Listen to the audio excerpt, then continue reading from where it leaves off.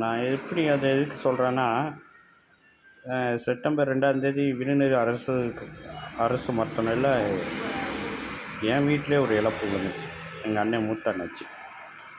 சரியான ட்ரீட்மெண்ட் இல்லை, சரியான ஒரு டீட்டெயில் சொல்கிறதுக்கு ஆள் இல்லை.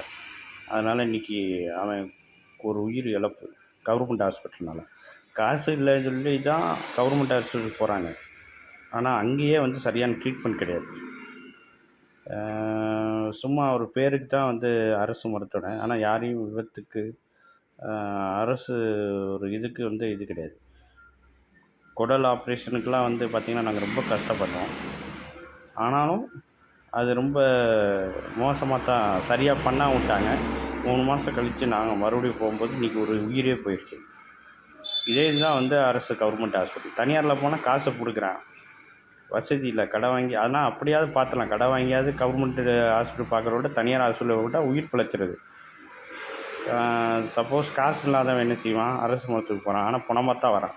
இப்போ எங்கள் ஊரில் ராஜபாளையத்தில் பார்த்திங்கன்னா இப்போ விருதுநகர் ஜிஹெச்சில் போய் பணமாக வந்தோம், பணமாக தான் வராங்க. திருநெல்வேலிக்கு போனாலும் பணமாக தான் வராங்க, மதுரைக்கு போனாலும் பணமாக தான் வராங்க.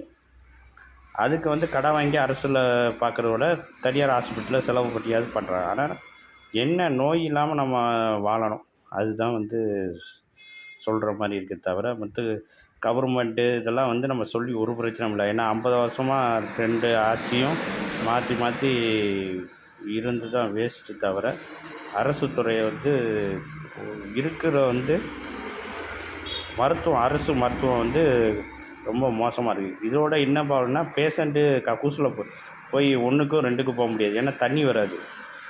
வேலருக்கு வெளிக்கு இருந்து தண்ணி வராது. அதில் பார்த்தா சுத்தமாக எல்லாமே அடைச்சிருக்கும். ஒவ்வொரு பாத்திரமும் போய் பார்த்தா காய் துப்புற மாதிரி இருக்கும். எல்லாம் வெளியே அதெல்லாம் ரொம்ப இது நகரத்தில் அதெல்லாம் சொல்லவே நினைக்கவே முடியாது. அதுக்கு நம்ம வட்டிக்கு வாங்கியாவது 10 கட்டி 15 கட்டி வட்டிக்கு வாங்கி தனியார் ஹாஸ்பிட்டலே பார்க்குறது பெருசு. ஏன்னா கவர்மெண்ட்டை வந்து என்னென்னா அவன்கிட்ட இந்த மாதிரி தான் கத்தி கொடுத்ததுனால இது அவங்க அம்மாவை பார்க்கும்போது, இப்போ ஒரு ஆள் நோயோடு இருக்கான், வீட்டில் ஒரு கணவனோ மனைவியோ அம்மா அப்பாவோ ஏதாவது நோயோடு இருந்தானா அது ஒரு பெரிய இம்சை. அது பார்த்து அவன் வந்து ஒரு பைத்தியம் மாதிரி மன நோயால் ஆகிடுவான். அதனால தான் போய் அங்கே போய் டாக்டரை போய் குத்திட்டான்.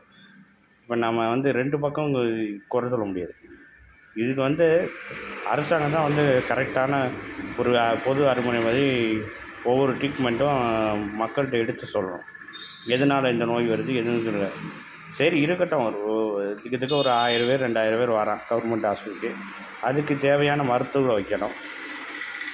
சரிங்களா? அதுதான் சொல்ல முடியும். எவன்கிட்ட போய் நான் பஞ்சாயத்து பண்ண முடியும்? கடைசியில் காசு இருக்கிறவன் உயிரோடு இருப்பான், காசு இல்லைன்னா ஜிஹெச்சில் போய் செத்து தான் வருவான். இது வந்து நம்ம தலையெழுத்து. அதனால் ஏன்னும் ஒன்றும் பண்ண முடியாது. ஒருத்தன் பார்த்திங்கன்னா ஒரு வீடியோவோட யூடியூப்பில் போட்டிருப்பேன். தனியாக அரசு விருதுநகர் ஜிஹெச்சில் அண்ணன் ட்ரீட்மெண்ட் எடுத்துவான். அவன் கேம்ஸ் விளாண்டுருக்கான். Training doctor. என்ன கால கொடுமையாக போங்க. தமிழ்நாடு என்றைக்கு வராது.